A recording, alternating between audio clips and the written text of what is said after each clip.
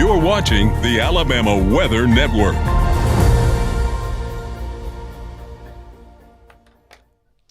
This is the afternoon weather briefing. This is for Thursday, the 25th of September. This is meteorologist James Spann. Got showers and thunderstorms mainly over the southeastern part of the state this afternoon. And we're watching the tropics with interest. We might have some trouble for the South Atlantic coast by Monday of next week. So a lot to talk about today. Let's begin with the current radar. And we are live this afternoon at 3 o'clock on the nose for those that are watching on YouTube and Facebook. Thank you for watching, by the way, on the Alabama Weather Network. Some might be watching later. But you can see the most active showers and thunderstorms are down here across the southeastern counties of the state. Heavy rain falling in Bullock County, south of Union Springs.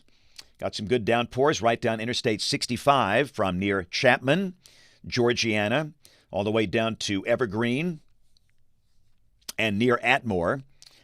Got a couple of showers in parts of Coffee County, just to the west of Enterprise, and rain falling north of Abbeville. And again, nothing severe. Don't expect any severe weather issues, but those storms are producing heavy rain in spots. We also note we've got another line of showers and thunderstorms over northeastern Mississippi. And that's under this upper trough, and those could be pushing into northwest Alabama this evening. So even though the northern part of the state is relatively quiet, there could be a few showers and thunderstorms tonight as the upper trough swings on through. But really, the weather trends drier tomorrow with just a few scattered showers, and by the time the weekend gets here, many places will likely be dry. Here's the upper air look, and again, you can see that upper trough, a positive tilt trough that's located west of the state. And the visible satellite view for North Alabama, the sky partly sunny. South Alabama, mostly cloudy. And the radar composite showing showers and thunderstorms in progress, mainly over the southern part of the state. And again, that new batch of showers over the northeastern part of Mississippi. We'll check temperatures this afternoon. And again, you can see we've got readings that are noticeably lower than recent days. What's missing? The 90s. They're off the board. And hopefully they'll be off the board for a while. It's 73 in Eufaula because of rain showers nearby. Hamilton 78, Birmingham 85, Dothan 85, Mobile 83. We'll check the watch warning map around the nation. Things are fairly quiet. There's a look at the severe weather possibilities. A marginal risk of severe storms for the rest of today and tonight. From Georgia up to near Boston, that includes New York City and Long Island, a marginal risk over parts of Arizona. This is tomorrow. Again, we've got a margin risk over parts of southeast Arizona. And then on day 3, which is Saturday, no organized severe storms are expected across the country. So we'll check rain for the next 7 days. And again, the numbers are coming down. For most of Alabama, amounts under 1/2 inch. And once we get past really tomorrow, things look pretty dry for the weekend and much of next week. Unless there's some Atlantic moisture that creeps in from the east. That's one interesting possibility. So let's take a look at the new drought monitor. This was released this morning. And again, you can see at this point we have drought conditions expanding across the state. We have a severe drought defined in parts of West Alabama. This would include places like Greensboro, Demopolis, Linden, Uniontown, Camden, Thomasville. Little spot of extreme drought in East Alabama, parts of Lee and Chambers counties.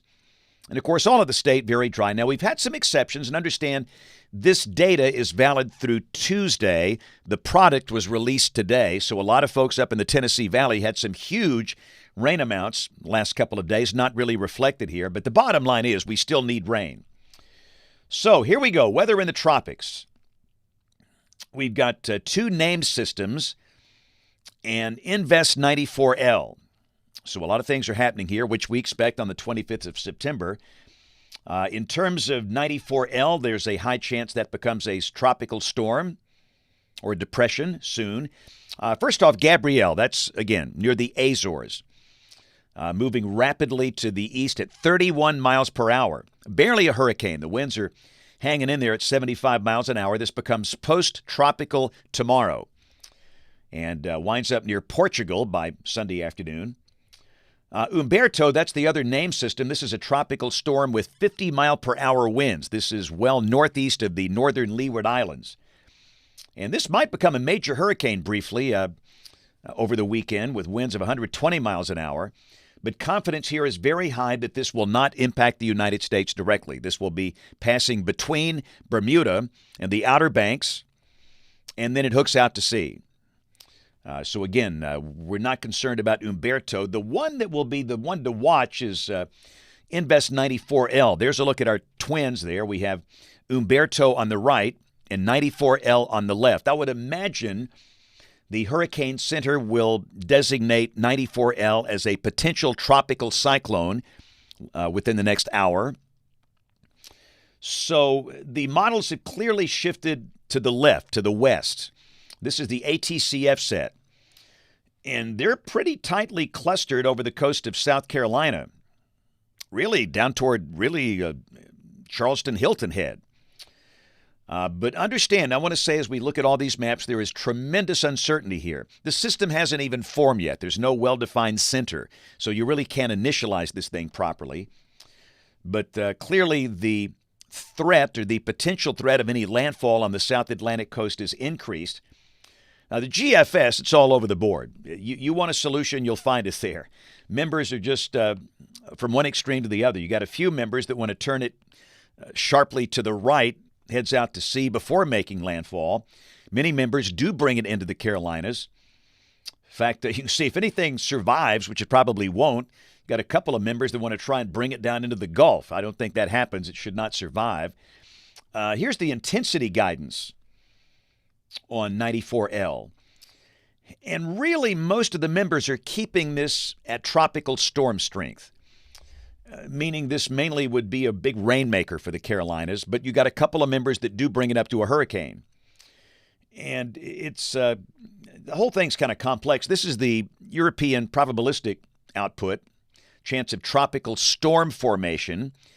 And you can see that on the coast of the Carolinas, the probability is in the 40 to 60% bracket, about 50-50 at this point. But the interesting thing to watch will be the interaction between these two. And by the way, the name will be Imelda of the new one. So you got Umberto and Imelda, and the question is, will they do a little dance out there, the Fujiwara type effect? And that's a possibility where the circulation of one affects the track of the other. But once we get a low-level center defined and get Hurricane Hunter aircraft data in, the dropsonde data in, these models will be much more reliable. But clearly, if you live anywhere from Savannah up to Wilmington, you'll need to pay attention to this. And if it does happen to come in, it would be early next week. In fact, let's go through modeling. Let's go to the European. 12Z run, 4 o'clock tomorrow. You see this trough upper low that's on top of us. The deeper moisture is really off to the east. But having said that, there could be a few spotty showers about. This is the high-resolution HER model, valid tomorrow evening at 6 o'clock. And it's really suggesting the better chance of scattered showers tomorrow afternoon along and east of I-65, the eastern half of the state. West Alabama dry, high should be in the 80s. So Saturday, kind of the same thing. There's this upper trough, upper low that's nearby, but the deeper moisture well to the east. So again, could there be a shower Saturday? Yes, but probably not many. Most of the state should be dry. And then Sunday, we're leaving the forecast dry. Highs for the weekend should be in the 80s. So let's go to Monday. Here comes Imelda. That is southeast of Charleston. And this is Monday night, the European, on this deterministic run. It brings it into a point around Myrtle Beach and Wilmington Monday night. Most likely is a tropical storm, a rainmaker, not necessarily a hurricane. And the big range will be along and north of the circulation center, meaning North Carolina and Virginia. That's where the onshore flow will be. But remember, as you look at this, I stress, this will change. It's very early. Once we get the center formed, get the dropsonde data, models become much more reliable. Then on Tuesday, that thing is inland near the North Carolina, South Carolina border. We're still dry. We have a northerly flow. We're on the dry side of the system. And then on Wednesday, any remnant low would be kind of drifting west Not too far from Greenville, South Carolina. We're still dry. And a week from today, this is Thursday, October 2nd, we've still got this broad upper low here. And again, there could be a little increase in Atlantic moisture and maybe a few spotty showers toward the end of next week. But I just don't think that tropical system has a big impact on us at this point. Let's keep going. 10 days out, Sunday, October 5th. We've still got this broad trough in here. There's an upper low near Omaha, Nebraska, and maybe a few spotty showers about. Rain for the next 15 days. We're looking for the green line. That's the mean between now and the 10th of October. The mean has been between 1/2 and 1 inch. Temperatures coming off the NBM National Blend of Models. Highs in the 80s, lows mostly in the 60s, although we see 50s around the weekend of October 4th and 5th. When's the really first good push of cold air going to get here? Well, here's the new guidance just in, the long-range guidance, 8 to 14 days out. This is for October 3rd through October 9th. And unfortunately, if you're a cold weather fan, no. The pattern still favors temperatures above average over much of the contiguous United States. Hey, let's roll some Children's of Alabama Kid Cam. Come on now. Ranburne High School, Cleburne County, 6th graders looking good in the library. Like those 6th graders, they're smart. You can do some real science with these guys. We talked about weather instruments, forecasting, convection, thunderstorms, tornadoes, did some storm spotting, hurricanes, and much more. Love it. 6th graders, Ranburne High School. Thanks a lot for a great visit earlier today. You guys are looking good. So again, we'll check the radar. We're live at 3:11 this afternoon. And again, you can see a new batch of showers and thunderstorms approaching northwest Alabama. So if you're in North Alabama, things are relatively quiet at mid-afternoon, but you could see a few showers and storms later this afternoon and early tonight. But most of the really meaningful showers and thunderstorms are down here in southeast Alabama. Parts of Barber, Macon counties getting a good downpour. Showers parts of Butler, Conecuh, Escambia counties. Got a couple of showers in Coffee, Dale, Henry counties as well. And again, those will continue into the night. And then by tomorrow, just a few lingering scattered showers. So that is it for the update this afternoon. Tomorrow going to be doing a homeschool group in Oxford. And I think tomorrow evening for the Friday Night Rivals game of the week, we are at Corner High School up in North Jefferson County, home of the Yellow Jackets.